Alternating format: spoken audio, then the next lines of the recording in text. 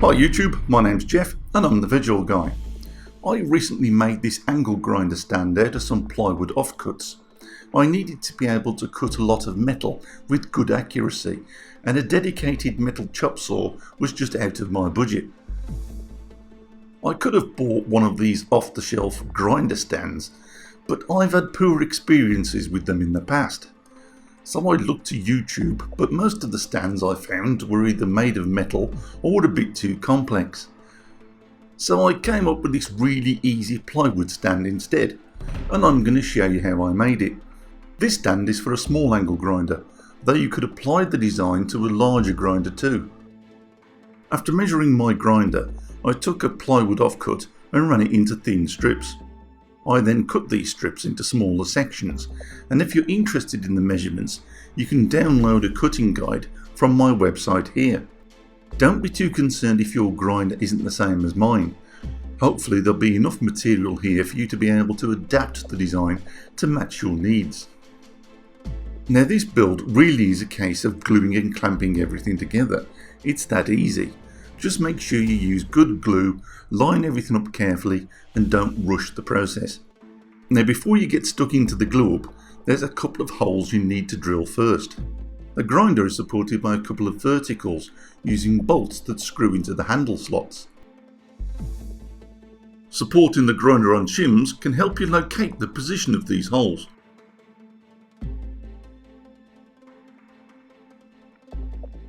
Once you've figured out where these holes go, drill both supports simultaneously to ensure they match on both sides. The thread of my handles is an M8, so I drilled holes to match. Now here I'm showing how all the pieces fit together. It's easier than it might first look. It's also covered in my downloadable plans.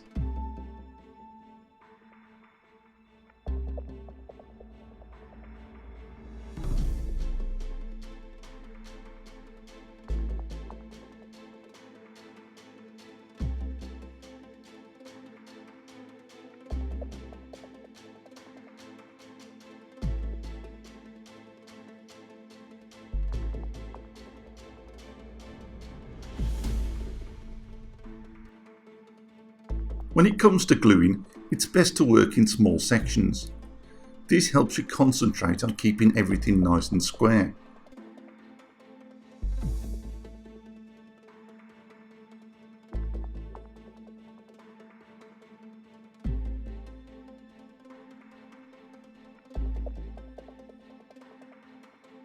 At this stage you can see I've glued two lines together, and I've also pre-drilled some holes for the verticals.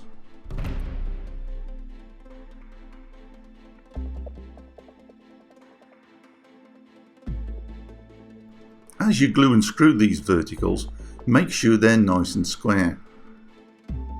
Eventually you end up with something like this. Don't worry about the rough edges, they can clean up later. Ensuring that the grinder is central to the verticals, here I'm test fitting these using M8 bolts. You can see that the body of the grinder isn't quite central to the body of the support frame. So here I'm marking for a centre line.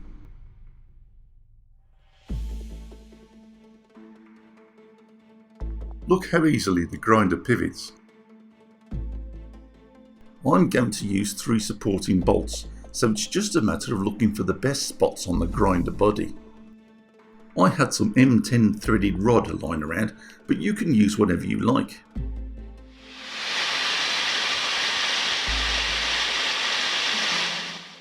I cut 3 4-inch sections and this worked well. I found these rubber grommets and thought they'd make useful end stops, but it didn't work out, as you'll see.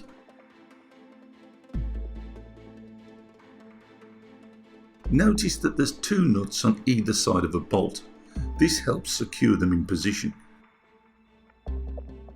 And there you go, there isn't room for the grommets. Oh well, just make sure the ends of the bolts are nice and smooth, or maybe add a little bit of felt or something similar. I did manage to add a grommet to the front bolt though.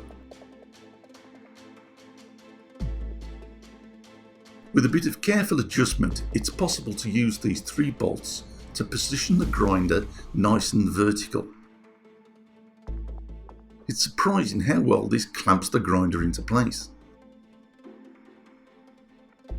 With the grinder in its support frame, I was able to work out where the axle supports can be positioned.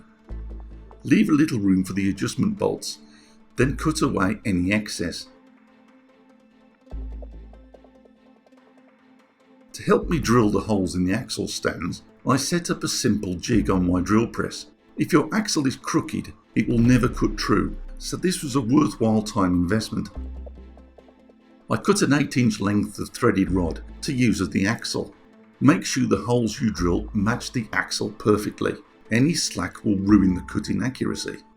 Large washers and a couple of nuts hold everything in place. I cut a 14-inch square base from the same plywood, and I doubled up around the edges with offcuts just for strength. I then screwed the axle supports from underneath. You'll notice that it's offset. That's to keep the blade of the grinder more central to the stand. A fence is always useful, so I drilled a couple of holes on either side. Then I added a small section of threaded rod, then cut slots into a length of plywood, and that pretty much finished it off. After spending several minutes making sure the blade was square to the base, I let the blade cut a groove into the base and fence. Now it's ready to use.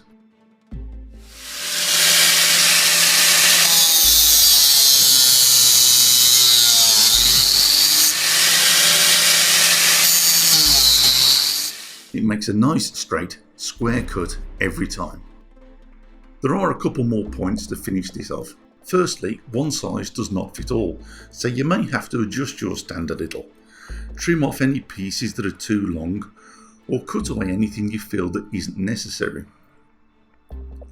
Secondly, it's worth adding a handle for convenience.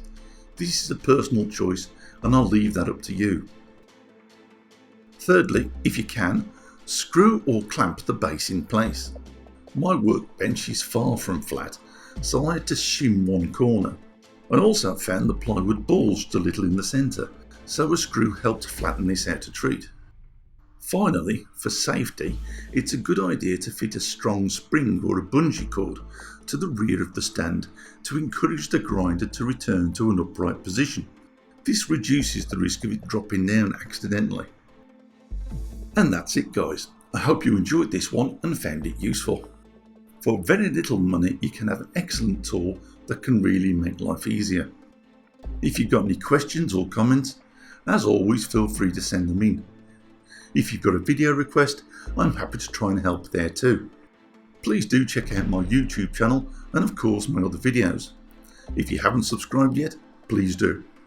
So that's it for now, folks. Thanks very much for watching.